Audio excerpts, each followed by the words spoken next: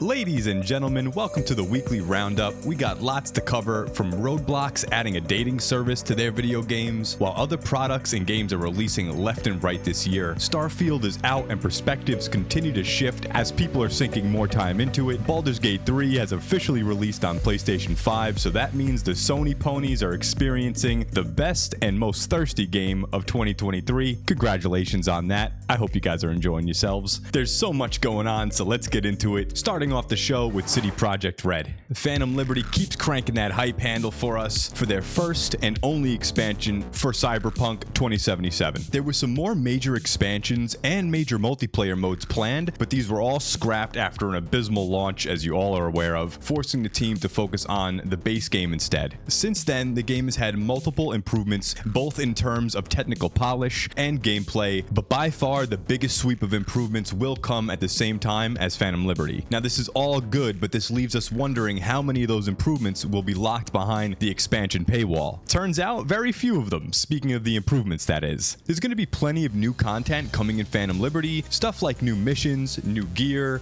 increased level cap, and new sections of the Night City to explore. As of the improvements to the core game, almost all of these are going to be free for those of you that already own the base game. So what does this mean and include for us? Well, we're talking things like a complete redesign of the skill tree, a revamped cyberware system, vehicle combat and car chases, AI improvements, a new police wanted system. We're getting changes to loot and crafting, as well as all new radio stations. So we actually got a pretty solid list coming up. Still, we need to see how this expansion exclusive content looks when it drops, because, well, you know, it was a pretty rough release its first time around. I am extremely excited, but remain a bit cautious given the lessons of history. So hopefully Phantom Liberty proves to be a bit less of a memorable launch than that of the base game, but we're going to find all that out on September 25th. Now let's shift gears to talk about Spider-Man 2. Now I'm a huge Spider-Man fan, guys, but leave it up to Insomniac to not rest on our love for Spider-Man to just churn out half-baked cash-ins. They always put the time and effort we deserve into all of their Spider-Man games, and this game's looking to be no exception. Being released on October 20th, not only do we have Manhattan to explore, but they're extending this further to Queens and Brooklyn. Both of these areas are providing an all-new window dressing for our in-the-suit Spideys, new hand-to-hand combat, as well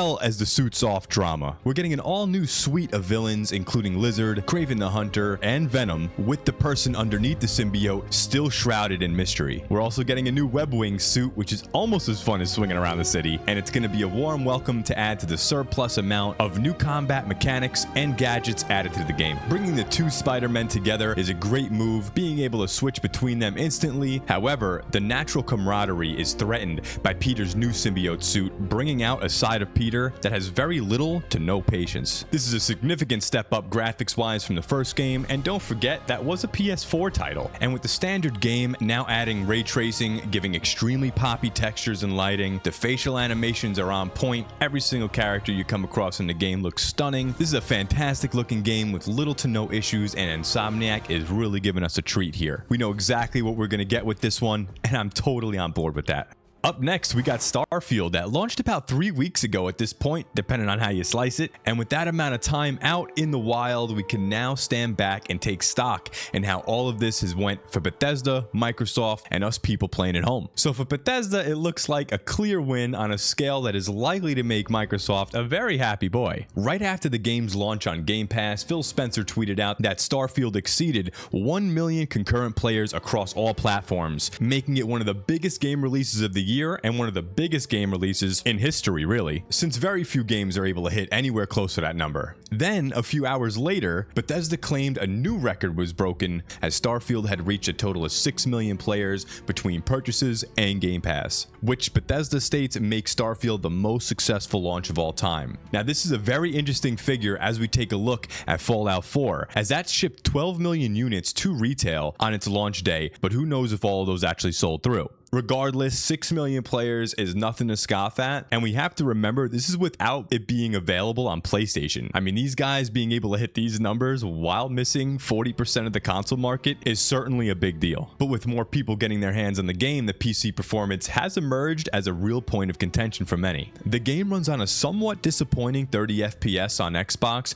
but does maintain that most of the time. On the other hand, PC gamers are definitely more of a demanding crowd. They spend big bucks on their rigs and they expect big dick frame rates to match. Unfortunately, when it comes to this, Starfield is a bit more of a disappointment. It's not a total disaster by any means, but the game is definitely giving more than a few people problems, especially when running on lower end hardware, and especially if you're running a NVIDIA GPU, which has got to be like everybody, right? And this is without DLSS being included in the stock game, and it requires to be installed manually with a mod. Now, this is an issue that goes all the way up to Todd Howard himself being interviewed by Bloomberg, and they did not mince words. Peep this out. I asked our audience, what would you ask Todd?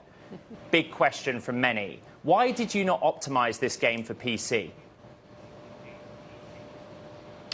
We did. It's running great. It is a next-gen PC game. We really do push the technology, so you may need to upgrade your PC for this game. Ah, yes, you gotta love that response. Just upgrade your PC, bro. The problem is you got people rocking the RTX 4090 asking, what do you want me to upgrade to, Todd? Don't expect an answer to that anytime soon. But with this game slipping into mostly positive reviews on Steam, we're getting 7 out of 10 scores on outlets like IGN, GameSpot, and PC Gamer. It's gonna be interesting to see where these scores eventually land. It's still a good game overall if you're looking for something to sink your time into.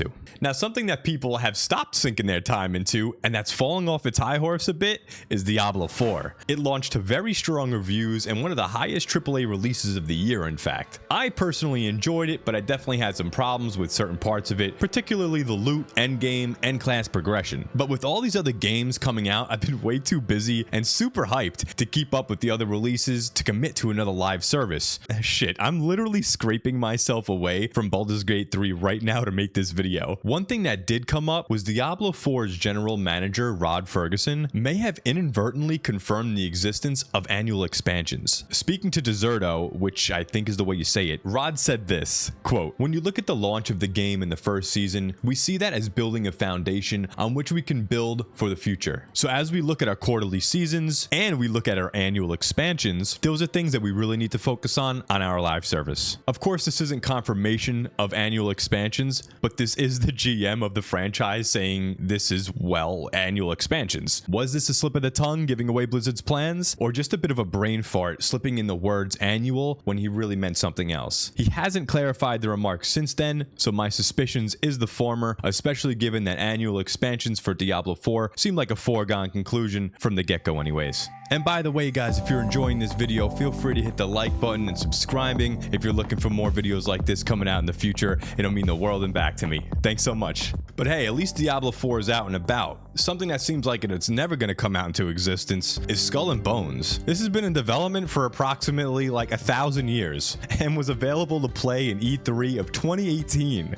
Like, that means the game should have shipped within 8 to 12 months. This thing is sitting here 5 years later and the game doesn't even have a release date. No one seems to be looking forward to this game. And every day we wonder how it's been in development for this long with little to nothing to show for it.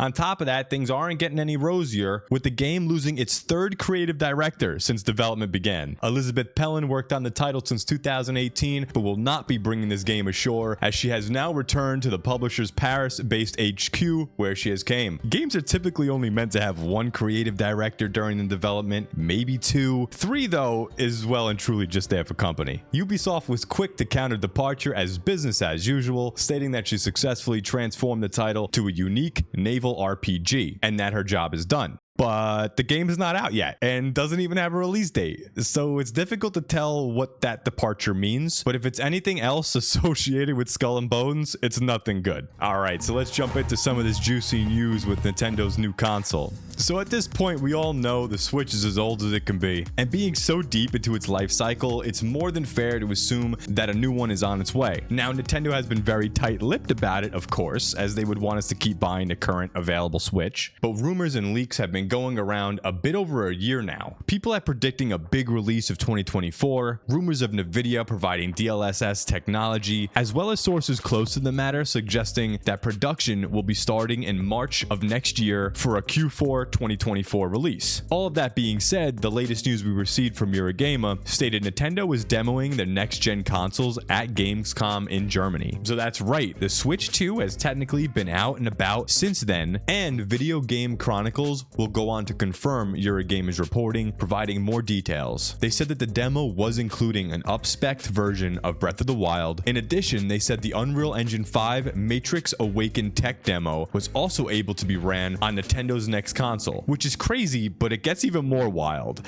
Video Game Chronicles said that this includes real-time ray tracing. So from 20 FPS to real-time ray tracing in Unreal Engine 5, well, this is one hell of a hardware leap, right? Well, yes and no, because VGC confirmed what we expected, which is that Nvidia will be providing DLSS technology to Nintendo, and that's going to be doing most of the heavy lifting. But still being a handheld that could push out some top-tier performance is something that we will be patiently awaiting, and yes, this is continuing to be a handheld form factor plus a dock. Right, well, what about the controllers? So another interesting tidbit this week is that Nintendo is trying to fix the infamous stick drift issue that has cost them a boatload in repairs and warranty replacements for the Switch. So Nintendo is locking down a patent for an analog stick design, using magnets to track their positioning. This is often referred to as the Hall effect and makes the sticks immune to stick drift, as none of the components will be touching each other, so they just won't wear down. This is a huge upgrade from the Joy-Con design that has an abysmal failure rate, and it's nice to see that they're looking to nip this in the butt for the next gen consoles.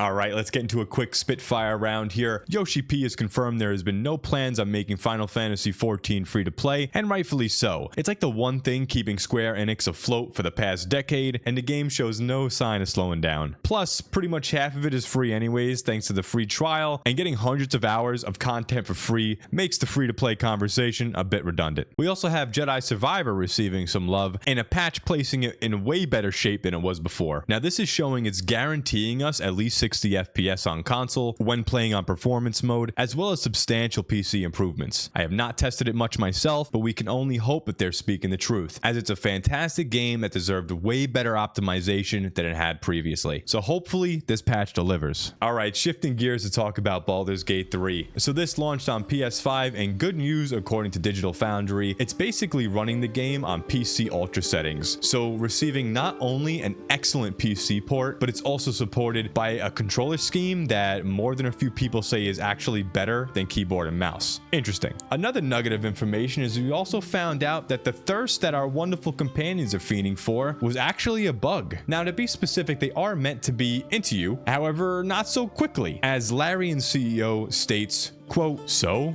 it was a bug. The approval thresholds were too low when shipped, and that's why they were so horny in the beginning. It wasn't supposed to be that way. We have fixed it since, at least for some of them, and we're still fixing a few of them, especially Gale. He wasn't supposed to be like instantly there." So something a bit interesting there that I wanted to share with you guys, but very nice to hear from a CEO of a company being ready to reply and having such open communication. Funny side note to bring to you guys, we had the Mario movie, we're getting a Borderlands movie, whether you want that shit or not. You know what else we're getting? A Stray movie. And honestly, I'm okay with that. This news comes from Annapurna Direct, their game's publisher. Turns out they also have a movie business, and they're putting this to work to create their first animated feature that they're calling the world's first Hope Punk. A little less punchy than Cyber or Steampunk, but we don't have a release window as of now, as they don't currently have a director or a cast or even a script, so it's still in its dream stages. But my best wishes, hopefully they can make it happen. And did you guys hear about this? Roblox is adding a dating service. No,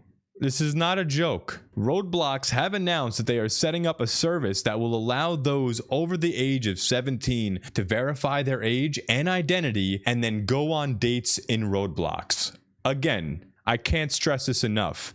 This is not a joke. Actual people in Roblox HQ thought this was a good idea, and it is happening. I am not sure how this is going to be received more broadly, but I'm very sure that the FPR and Chris Hansen will love it, because it's going to make their job a hell of a lot easier. A quick honorable shout out. Charles Martinet has bid us a fond farewell as the voice of Mario. Him and Miyamoto released a joint video with basically a big chance for Martinet to confirm his role as Mario ambassador, a job that involves hanging out, signing autographs, and just being a chill, lovable dude. This is just a really nice watch that reminds us why Martinet was so beloved and why he leaves us with such big shoes to fill.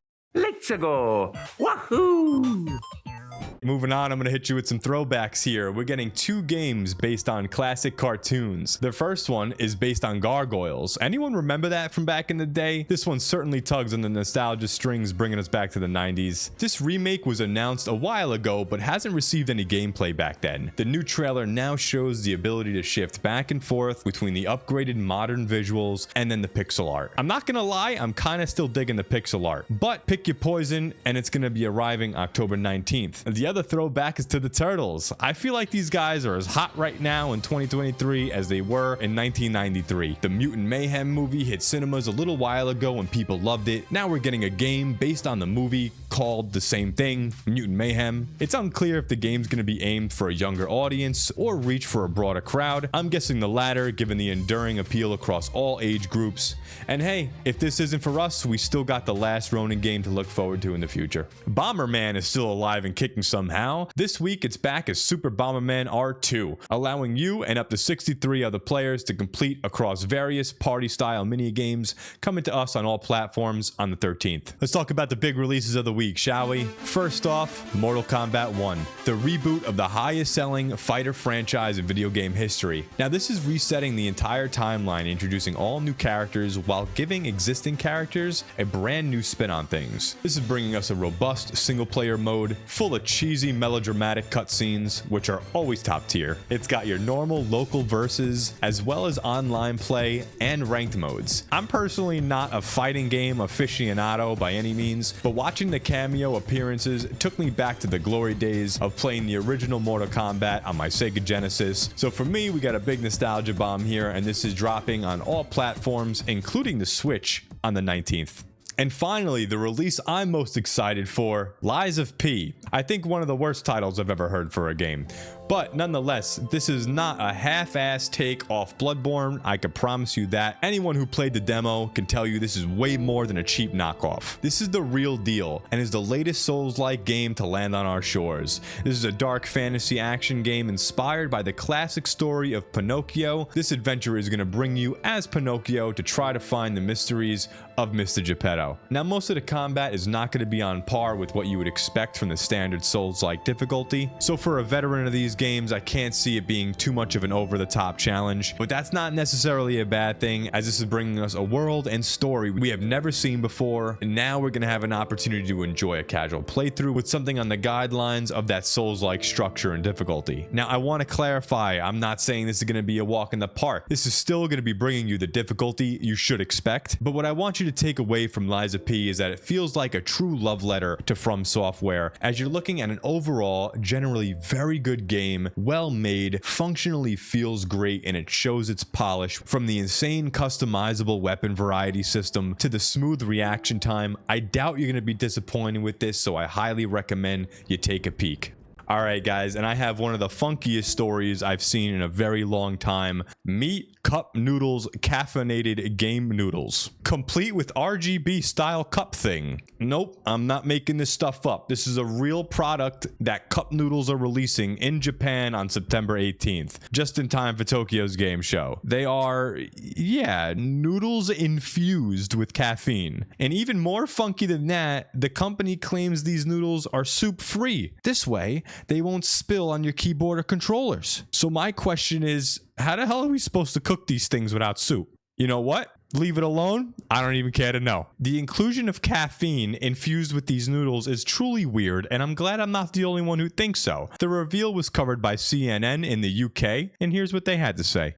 I'm not a fan of caffeine when I'm on a gaming marathon, though, because I feel like it makes me jittery. Really? And it impairs my decision-making. Not gonna lie, guys, I find some pretty cringe debates between newsreaders when it comes to video games, but these guys know what's going on. Thanks so much for watching, guys. If you enjoyed yourself and are looking to see more of this in the future, you know what to do. Smash the like button, subscribe, and I will see you in the next one. Take it easy, guys.